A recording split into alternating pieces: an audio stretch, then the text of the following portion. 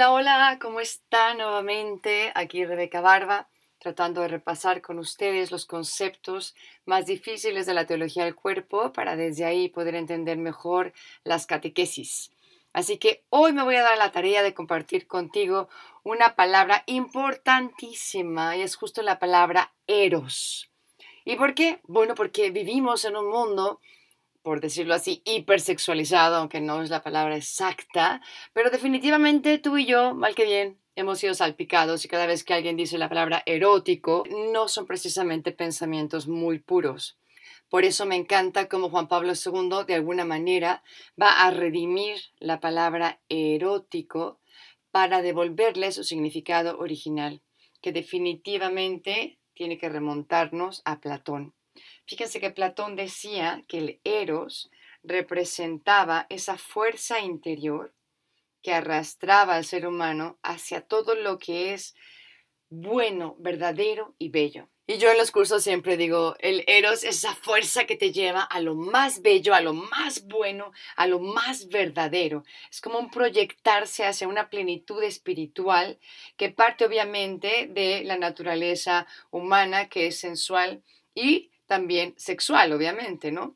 Por un lado está esa sensualidad, que es la atracción normal que existe entre un varón y una mujer, pero también tenemos todo lo que es este ámbito de naturaleza de unión corpórea entre el varón y la mujer, que ya entraría en un ámbito más sexual.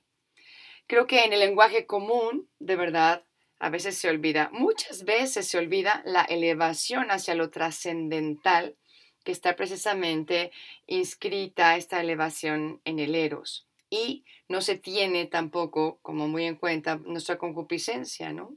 Esa concupiscencia de la carne que pues nos lleva muchas veces a que sea más fácil hacer el mal o a pecar y siempre está como amenazándonos y no nos lleva a vivir el eros como puede vivirse de una manera que nos lleve a la comunión interpersonal, a ese ser uno con el misterio de una persona.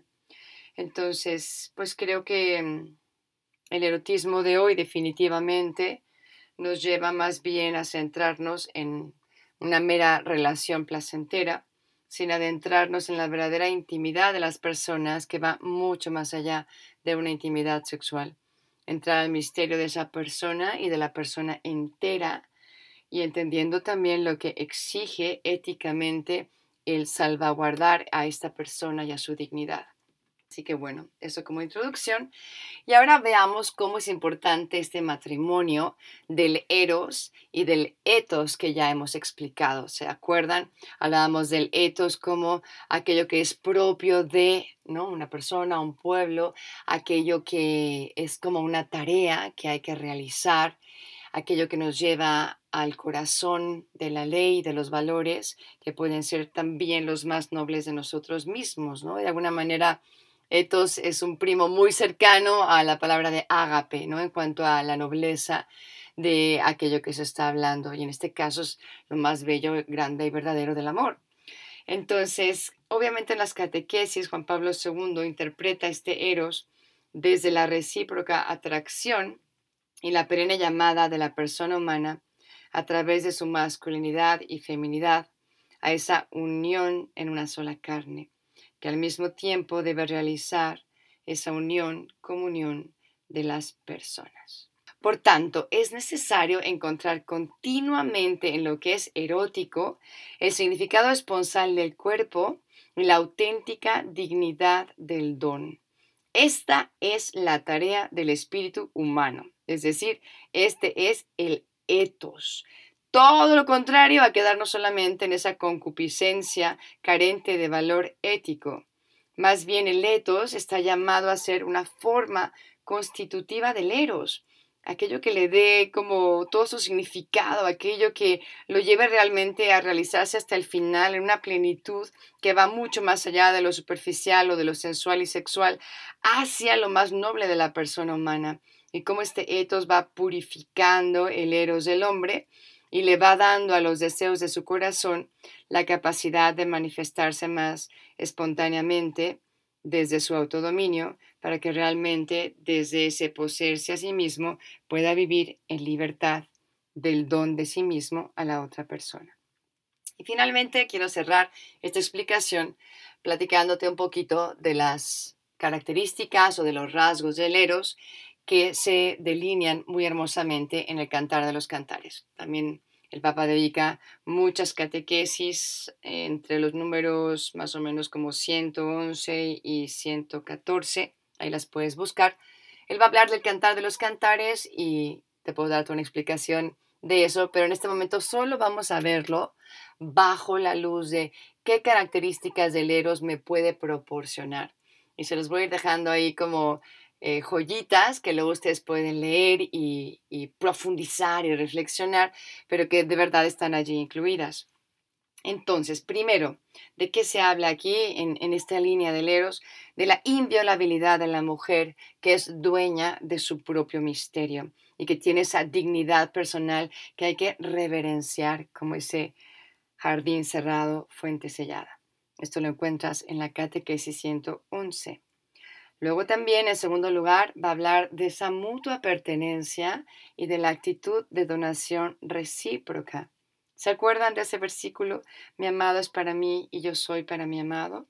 Pues bien, eso también lo encuentran en la misma Catequesis 111. Tercero, la captación de la subjetividad de la otra persona como un segundo yo, amiga y hermana. Estos dos términos que son difíciles de encontrar o de encajar cuando estamos hablando de todo este amor erótico. Y Juan Pablo II muy claramente va diciendo, no, primero el varón tiene que descubrir a la mujer como una hermana y de esa manera despertar dentro de sí sus sentimientos más nobles hacia ella. Pero también dedica todo un párrafo para hablar de la amistad en el matrimonio, que me parece algo bellísimo, porque sabemos que obviamente la amistad es como la más excelsa forma del amor y que también hace de sustrato para que sobre esa amistad se pueda construir luego este amor del que estamos hablando. Cuarto, la intensidad. También dice allí en el cantar cómo el amor es una llama que las aguas torrenciales no pueden apagar, ¿no? Para aquel que está pensando que ver el amor sexual o esta unión en una sola carne va a tener que ser aburrido o que no va a tener pasión o que no va a poder encauzar todas las fuerzas que se tienen. Claro que no, está todo incluido en el paquete siempre y cuando dejes que el etos informe este eros y no convierta a esa persona que tú amas en un objeto que estás utilizando, sino una persona a la que estás amando con todo tu corazón, tu alma, tu mente, tus fuerzas, tu pasión y tus deseos más nobles de que en ese acto también se sienta profundamente amado o amada y también que tú lo experimentes de la misma manera. Eso se encuentra en la Catequesis 114, si luego lo quieres buscar. Quinto es el deseo de unión. Yo soy para mi amado y hacia mí tiende su deseo. Catequesis 113. Sexto, la inquietud y la vulnerabilidad. Y dice en algún versículo, crueles como el abismo son los celos. Y eso lo pueden encontrar también en la misma Catequesis 114. Y finalmente es importante también hablar del rasgo de esa limitación y la apertura hacia otro horizonte superior, que es el de la caridad cristiana o el del ágape, que es el amor de Dios. Me lleva a pensar en lo que ya hemos hablado en las catequesis, de esa insaciabilidad del sexo y cómo no estamos hechos solo para esto, sino sobre todo estamos hechos o somos creados para amar y para ser amados. Y más allá de esta experiencia erótica, se encuentra una proyección hermosísima hacia la comunión amorosa con el Dios personal, el único que puede saciar todos los deseos de nuestro corazón. Y hacia Él debe de tender este deseo. Y recordar nuevamente, como insiste siempre Christopher West, que este deseo de unión últimamente nos está hablando de este deseo de unión, de intimidad y de comunión con Dios nuestro Señor.